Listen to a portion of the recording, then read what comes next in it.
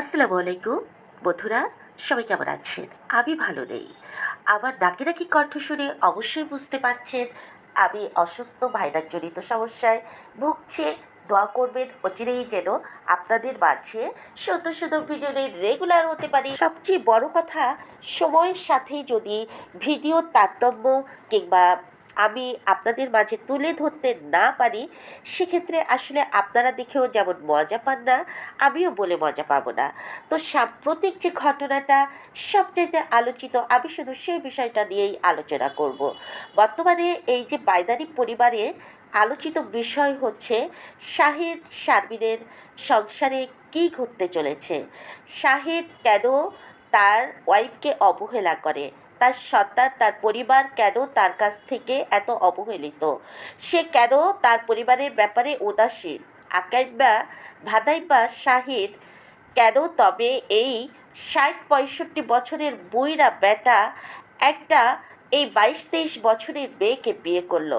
এখন প্রশ্ন থাকতে পারে যে কেন তার বাবা মা এই ৬০-৬৫ বছরের বুইড়ার কাছে দিল। চলুন ব্যাখ্যাটা জানা যাক।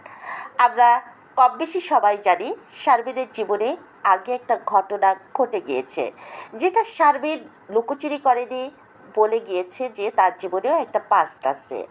সে দেখতে কালো, বাট তার মধ্যে আছে শিক্ষা। আমি শুধু তাই বলবো না, এই বাইদারি পরিবারের অনেকের চামড়া সাদা থাকতে পারে, বাট আমার দৃষ্টিতে চেহারার যে সৌন্দর্য, চেহারা যাকে বলে, সেটা কিন্তু শারমিনের কাছে অন্য সবাই তুচ্ছ। শারমিনের চোখ নাক টানা টানা, এরকম টানা টানা ওই পরিবারের কারোরই চোখ নাক মুখ নয়। যাক, সেটাও আমি বলছি না। আমরা বাঙালিরা কোথায় দুর্বল জানেন? গায়ের রং কালো হলে। তার উপর শারমিনের একটা পাস্ট ছিল। শারমিনের বাবা মা ভেবেছে শারমিনের এর চাইতে বেটার আর কোথাও বিয়ে হতে পারে না। একটা প্রস্তাব যখন এসছে এবং শারমিনকে যখন বলা হলো কথা বলতে, শারমিনও হয়তোবা কিছুটা লোভ তার এসে গিয়েছিল ইউটিউব চ্যানেল খোলবার। এটা কিন্তু বলতেই হবে, যার যেটা বলতেই হবে। কিছুটা লোভ তার এসেছিল, বাট বাকিটা ছিল এই যে এই আকাইব্যা ভাদাব্যা শাহিদের ব্রেন ওয়াশ। শাহিদ এমনভাবে তাকে ব্রেন ওয়াশ করেছে, শারমিন সেই পথ থেকে বের হতে পারেনি। কারণ শারমিন ভেবেছে যে একটা ইউটিউব ভাইরাল একটা জগৎ তাদেরকে দেখছে, তাদের একটা নাম আছে, তাদেরকে মানুষ চেনে জানে, ভালো ইনকাম করছে, এর চাইতে ভালো উপায় বোধহয় ওর হবে না। এটা ভেবে শারমিনও এই যে শাহিদের ফাঁদে পা দিয়েছে। শাহিদ তখন বুঝিয়েছে যে তোমাকে একটা চ্যানেল খুলে দিলে আমাদের দ্বারা তুমি প্রতিষ্ঠিত হবে, আমরা ভালো ইনকাম করব, আমিও একটা চ্যানেল খুলব, ইত্যাদি ইত্যাদি বুঝিয়ে তাকে ব্রেন ওয়াশ করিয়েছে, তাকে লোভ দেখিয়েছে, তাকে হোপ দেখিয়েছে। তখন সেই লোভ হবে এই যে এই মেয়েটিও পা দিয়েছে। বন্ধুরা, আমি আবার বলছি, আমার অনেক কথা আজ বেঁধে যাবে, আপনারা অন্যভাবে নেবেন না, ক্ষমাসুন্দর দৃষ্টিতে বুঝে নেবেন। এই আকাইবা শাহিদ বরাবরই ভাদাইবা, সে ইনকাম করতে পছন্দ করে না, বাট বাগিবাজি, জুয়া, এই যে পাড়ায় যত বকাটে এক শ্রেণীর মাতব্বার মেম্বারের সাথে ঘোরে না লাঠিয়াল গোন্ডা, সেই ধরনের পুরুষ সে গ্রামে এসে সে তাদের পিছনে পিছনে ঘোরে। রাত হলে এই যে নারীদের, খারাপ মহিলাদের কাছে যায়, এটাই হলো আকাইব্যা শাহিদের কাজ। হ্যাঁ, এই যে শাহিদ ইনকাম করে না, বাট ঘরে এসে এই যে যে ইউটিউব চ্যানেল খুলে দিয়েছে শারমিনের, সেই ইনকামটা সে নিজে ভোগ করতে চায়, নিজের দখলে আনতে চায়, নিজের আন্ডারে রাখতে চায়। অর্থাৎ সে চায় যে তোমার ইউটিউব চ্যানেল আমরা খুলে দিয়েছি, যেটা তার এই যে শারমিনের শাশুড়ি আকাইব্যা ভাদাইব্যার বা এই যে কালী কালী পাতিল বা বাগিনুর না সাগিনুর কি বলে মহিলার, সেই মহিলাই হলো মূল ঘটা। ওই মহিলার কারণেই কিন্তু আকাইব্যা ভাদাইব্যা এই শাহিদ তার সংসারে বেশি ঝগড়া ঝাঁটি উদাসীন। এই মহিলার প্রশ্রয়ে, এই মহিলার প্রশ্রয়ে তার মেয়েগুলা যেমন নষ্ট, ঠিক এই ছেলেটাকেও নষ্ট করেছে। হ্যাঁ বন্ধুরা, এই যে সেই মহিলা একদিন বলেছিল চ্যানেল আমরা খুলে দিয়েছি, চ্যানেল আমাদের বাড়ি থেকে খুলে তোরে কেউ চিনত, চ্যানেলের টাকা তাহলে আমাদের দিবি না কেন, আমাদের ভোগ করতে দিবি না কেন, এই ধরনের কথা কিন্তু বিগত বহুবার যখন শারমিন এবং শাহিনের ঝগড়া বেঁধেছে তখন কিন্তু আমরা চ্যানেলে দেখেছি যে এই মহিলা এভাবে কথা বলেছে, আর শাহিনও সেটা বলেছে যে চ্যানেল আমরা খুলে দিয়েছি।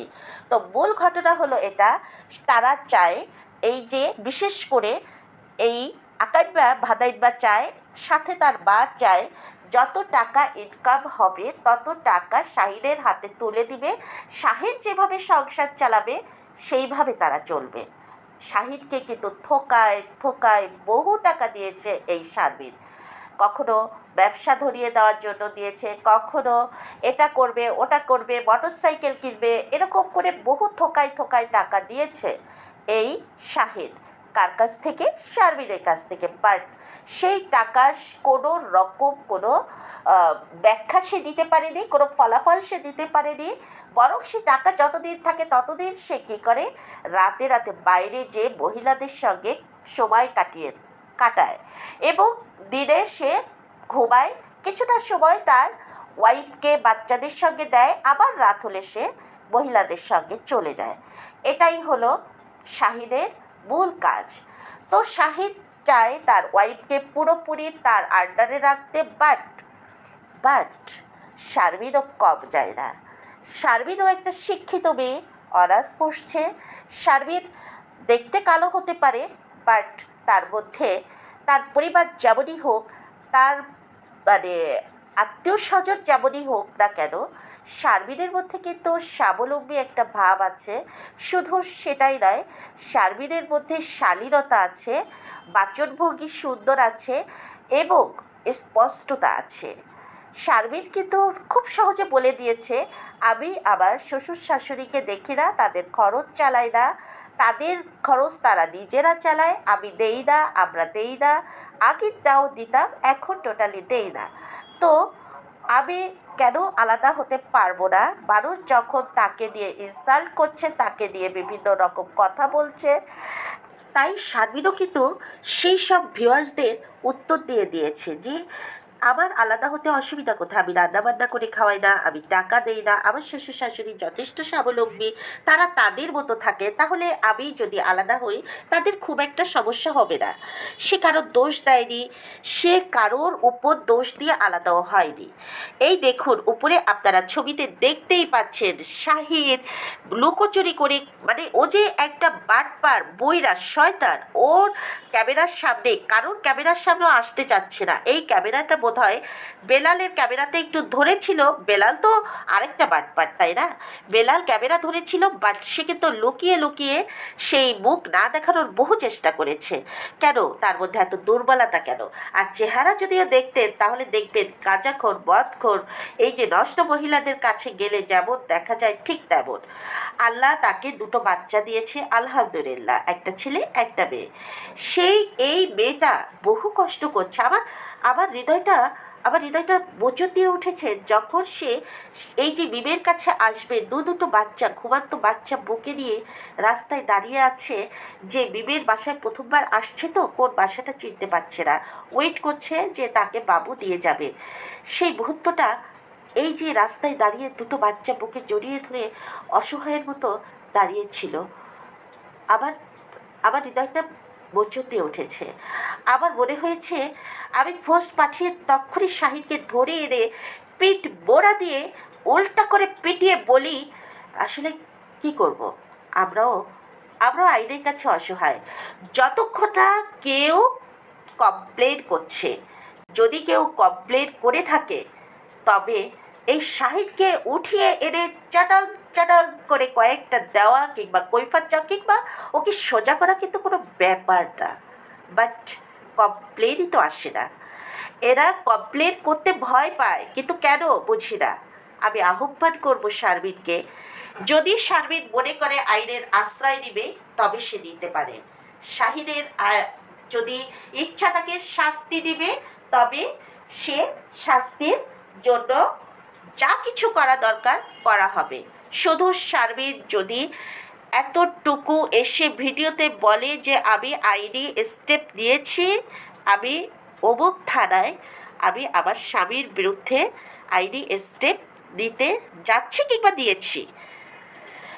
যাই হোক বন্ধুরা, আমি শুধু এটুকু বলবো যে এই বাইদারি পরিবারের দেখা যে কয়জন সদস্য আছে আমার দৃষ্টি থেকে সবচেয়ে শিক্ষিত, স্বাবলম্বী এবং স্বাবলম্বী কথাটা আমি বারবার বলি এই জন্য, যেহেতু সে সবার চাইতে শিক্ষিত, সে আর কিছু সে ইউটিউবের দরকার হবে না। সে মানে চেষ্টা করলে একটা এনজিওতে চেষ্টা করলে সে নার্সিংয়ে ভর্তি হয়ে তার জীবনটা আলোকিত করতে পারে। ইউটিউব চ্যানেল তার লাগে না। বাট বাচ্চা দুটো যেহেতু ছোট এবং তাকে হেল্প করার কেউ নাই, কারণ শ্বশুর শাশুড়ি নাই, স্বামী নাই, তার বাবা মাও পাশে নাই। হ্যাঁ, বাবা মা তার পাশে নাই বললে ভুল হবে, আছে, বাট বাবা মা তার সংসারে তো নাই।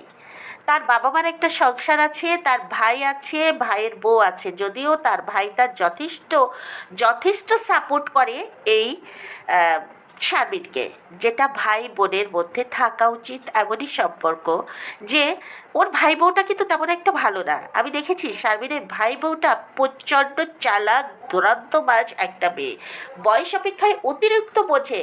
ওই মেয়েটারই দরকার ছিল এই নর্তকী পরিবারের বউ হওয়া। সে যেমন হারে হারে বসতো, তেমনি হারে হারে বুঝিয়ে দিত। বন্ধুরা, আমি একটি কথা না বলেই পাচ্ছি না। এই যে শাহিনের এত কিছু ঘটলো, এই যে শারমিন বাসা চেঞ্জ করছে, বাসা ছেড়ে যাচ্ছে, এই সংবাদটা সর্বপ্রথম কার ভিডিওতে আনা উচিত ছিল? কার? আমাদের বিবিসি, অর্থাৎ বাইদারি পরিবারের বিবিসি খুকির। সে কেন নীরব? সে কেন খাতির যত্ন করে লুকিয়ে লুকিয়ে তার ভাসুরকে খাওয়াচ্ছে, পড়াচ্ছে, আপ্যায়ন করছে, আঁচলের তলে রাখছে? এর কারণ কি? সে কেন এত হ্যাপি হ্যাপি ভাব? সে কি চেয়েছিল যে তার ভাসুরের সংসারটা আগের মতোই ভেঙে যাক? ভাসুরের সংসার যেন না হয়, এই বাড়িটা পুরোটার রাজত্ব খুকি করবে। খুকিকে অনেকে বাহাবা দিচ্ছেন যে খুকি খুব ভালো, একমাত্র খুকি সাংসারিক ওই পরিবারে, একমাত্র ভোলা আর খুকি। ভোলা তো ভোলাই, ভোলার সামনেও যদি খুকি আকর্ম কুকর্ম করে বেড়ায়, ভোলার চোখ অন্ধ হয়ে থাকবে। ভোলার 12টা বাজিয়ে দিয়েছে ওই যে ওরা যে ব্ল্যাক ম্যাজিক জানে না, সেটা কিন্তু খুকির তলে তলে করে ভোলার মোটামুটি 12টা বাজিয়ে দিয়েছে। দেখেন না, অন্য সবার চাইতে ভোলা অন্যরকম। প্রথমেই এই যে খুকি কিন্তু মূল এই ব্ল্যাক ম্যাজিকের হোতা। কেন বলছি? খুকি ওই যে কে জেলে যেত, বাবলা মোকদ্দমা, আমার কথা বেঁধে যাচ্ছে, সরি, সেই মামলা মোকদ্দমা সময় থেকেই বোধহয় এই ব্ল্যাক ম্যাজিকটা চালু এই পরিবার থেকে, আমার যতটা মনে হয়। খুকি এর উৎপত্তি, খুকি এর উৎস। এবং খুকি যখন যার সঙ্গে এটা করে তার কাছ থেকে টাকা পয়সা নেয়, তার কাছে সবাই ধরা। এই যে খুকি কিন্তু কি বলবো, এই যে মাঝে যে খাতিরটা মিমের সঙ্গে হলো, সেটা মাত্র বাবুকে হাতে আনার জন্য। খুকি কিন্তু এর মূল হোতা আমার যা মনে হয়। খুকির বাবা ছিল না, তো খুকির মা এসব করেই মোটামুটি সংসার চালিয়েছে। তো বন্ধুরা, সব কিছু মিলে আমি শুধু একটা মেসেজই দিব শারমিনকে, আবারও মেসেজ দিব, শারমিনের যদি আইনি সহায়তার দরকার হয়। শারমিন তার ননদদের কাছ থেকে গিয়েছিল পরামর্শ নিতে, সেখানে শারমিনের ননদ মিম পরামর্শ দিয়েছে যে আমার ভাবি শুধু নয়, এটা যদি আমার ভাবির জায়গায় অন্য কেউ হতো, নিজ হতো, আমি মেয়ে হিসাবে এই পরামর্শ দিতাম। এই কথায় আমি বলবো শারমিন, তুমি গলে যেও না। তুমি একটা কথা মনে রেখো, এই যে মিম তোমাকে একদিন প্রথম আঙ্গুল তুলেছিল অপছন্দের, তোমাকে এই যে অন ক্যামেরার সামনে এসে বলেছিল তুমি দেখতে কুৎসিত, তোমাকে দেখে ওর পছন্দ হয়নি, একেবারে নারাজ ছিল এই বিয়েতে, তোমাকে দেখতে শয়তানের মতো, তুমি আসলেই সেরকম, তুমি আসলেই একটা বাজে মেয়ে, এ ধরনের কথা কিন্তু প্রথমে মেয়েই বলেছিল। মেয়ে কি করে এখন বলছে একটা মেয়ে হয়ে আরেকটা মেয়ে? তুমি তো তখন সাপোর্টটা উঠে কি করে তুমি বলো? তোমার চাইতে হাজার গুণের চেহারা ভালো হলো এই শারমিনের। তোমার চোখ নেই, তোমার নাক নেই, তোমার দাঁত নেই, আর দেখেছো শারমিনের চোখ টানা, নাক টানা, দাঁত কত সুন্দর। তুমি একদিন অনেক ভেকচিয়ে কথা বলেছিলে, আর শারমিনের সংসারটা যখন নষ্ট হতে চলেছ তখন তুমি পরামর্শ দিচ্ছ যে সেপারেশন হওয়ার জন্য, তোমার ভাইয়ের সঙ্গে সংসারটা ভাঙার পরামর্শ তুমি দিয়েছো। তুমি পারতে তোমার ভাইকে এনে শাসিয়ে দিতে, তোমার ভাইকে এনে কথাগুলা বলতে, তোমার ভাইয়ের বিরুদ্ধে প্রত্যেক সদস্যকে সোচ্চার করতে, যে ভাই যেন কিছুতেই এই সংসারে কারোর কাছে প্রশ্রয় না পায়, কারোর কাছে যে ভাত না খেতে পারে। ও রাস্তায় রাস্তায় থাকবে, ও রাস্তায় রাস্তায় ইনকাম করবো, যা ইচ্ছা তাই করুক, আমাদের বংশের দুটো বাচ্চা এসছে, তাদেরকে তো আমরা আগলে রাখি। কিন্তু বেব সেটা করেনি, বেব বড় প্রশ্রয় দিয়েছে সংসার ভাঙার জন্য। তাই শারমিনকে শুধুমাত্র সাবধান করার জন্য, তুমি তোমার সংসারে কি হচ্ছে, তুমি একটা শিক্ষিত মেয়ে, ওদের চাইতে অনেক শিক্ষা, ওদের তো শিক্ষা নাই, তোমার মধ্যে শিক্ষা জ্ঞান আছে, তুমি জানো কিভাবে মোকাবেলা করতে হয়, তুমি জানো কিভাবে এগিয়ে যেতে হয়। তোমার ইনকাম কিন্তু ওই পরিবারের সবার চাইতে কম, কারণ তুমি হলে ওদের মতো ধরান্নবাজ না, ওদের মতো উলঙ্গ না, ওদের মতো তুমি মানে কি বলবো, ওদের মতো তুমি বিধর্মী কাজ কম করো। বিধর্মী বলতে ধর্ম বিরোধী কাজ কম করো। তোমার মধ্যে যথেষ্ট শালীনতা আছে, তোমার মধ্যে যথেষ্ট চলন বলন যাই বলো না কেন সাপোর্ট করার মতো। তাই তোমার ভিউ কম, বাট আল্লাহর উপর আস্থা রেখে তোমার মন যেটা বলে, তুমি যদি মনে করো যে দুটো বাচ্চা, যে বাচ্চা বাবাহারা করবে না, বাবার আদত মানে নষ্ট করবে না, এবং ওই বংশের জমি জমা হলেও তো তোমার আছে, তাই না? খুকি যদি ঘর করার জন্য জমি পায়, তুমিও কেন পাবে না?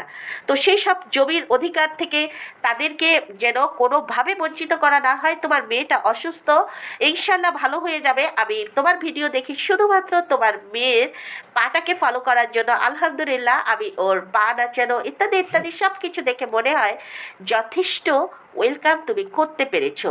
তো বন্ধুরা, আমি শারমিনকে নিয়ে আরেকদিন আরেকটা ভিডিও দিব ইনশাল্লাহ। আমি চাচ্ছি শারমিনের কাছে ভিডিওটা পৌঁছে যাবে, এবং শারমিনকে ভিডিও পৌঁছানোর দায়িত্ব আপনাদের।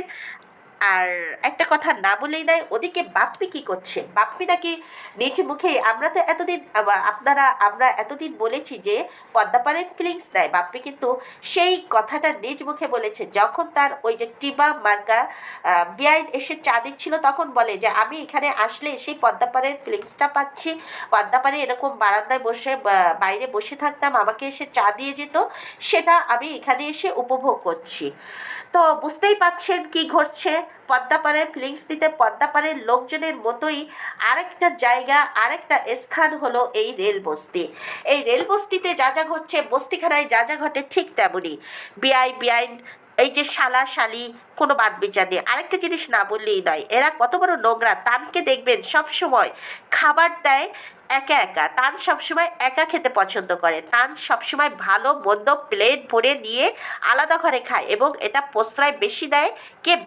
বাপ্পি কি করলো, ওই যে তন্দুরি নিয়ে এসছে, চিকেন গ্রিল আর তন্দুরি রুটি নিয়ে এসছে, সেগুলা প্লেট ভরে তানকে দিয়ে বলে যাও বাবা ওই ঘরে বসে খাও। এমনি ঘরে তো দেখবেন তান সবসময় নিজ ঘরে প্লেট ভরে ভরে ভালো মন্দ নিজে নিজে আত্মকেন্দ্রিক কিভাবে বানাতে হয় এটা ভালো প্রশিক্ষণ দিচ্ছে এই যে এই তিশা এবং বাপ্পি। শুধু তাই নয়, আরও প্রশিক্ষণ কাকে দিচ্ছে জানেন? এই তাবিয়াকে। তাবিয়ার বয়স কিন্তু 5-6 বছর। সে নাটা খাটা, এটা তাদের বংশীয় জেনেটিক প্রবলেম। তো যাই হোক বন্ধুরা, সে দেখবেন সে দুলাভাই পেলে এমন ভাব করে মনে হয় যেন শত জন্ম ধরে মানুষ, এই যে বিয়ে হয়েছে বছর খানেক, এতটা ফিরে কেমনে হয়? দুলাভাইয়ের গা ঘষবে, দুলাভাইয়ের হাতে ভাত খাবে, দুলাভাইয়ের হাতে, মানে কি বলবো, সেই ভুলে গেলে চলবে না। আছিয়ার বয়সও 8 বছর, সেও দুলাভাই বেআইন এদের হাতেই কিন্তু নির্যাতিত। এই যে তাই বলছি সাবধান হন। আপনাদের সাবধানতা করাই হলো আমার কাজ। অন্য রোস্টিং কিংবা সমালোচকরা কি করে সেটা দেখার দায়িত্ব আমার নয়, কিংবা আমি কারোর ভিডিও দেখি না। আগেও যা দেখতাম এখন দেখি না, কারণ আমি আমার মতো করে বলতে চাই। আমি চাই না কারোর আঙ্গিকে বলতে, কাউকে ফলো করতে। মাঝে মধ্যে দু একজন এসে যদি কিছু বলে, সেক্ষেত্রে আমি একটু দেখার চেষ্টা করি, তাও অন্য কারণ নয়, বলেই দিই সেই ছেলেটার। তাও ফলো করেছিলাম, সেই ছেলেটাকে ফলো করা, টার্গেট করা আমার একটা কারণও আছে এই জন্য। তো বন্ধুরা, আমি আজ আর বেশি কথা বলবো না, পারছি না বলতে, বলার অনেক ছিল, অনেক কিছু ছিল।